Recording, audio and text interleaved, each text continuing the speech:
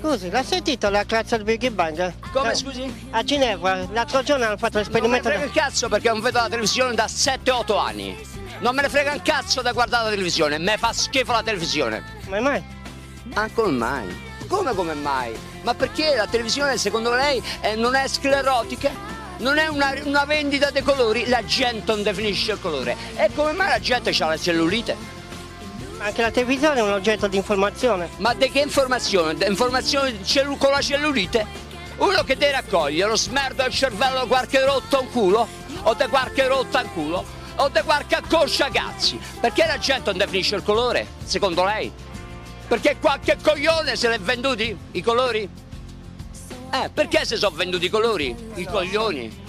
Per quale motivo si sono venduti i colori i coglioni?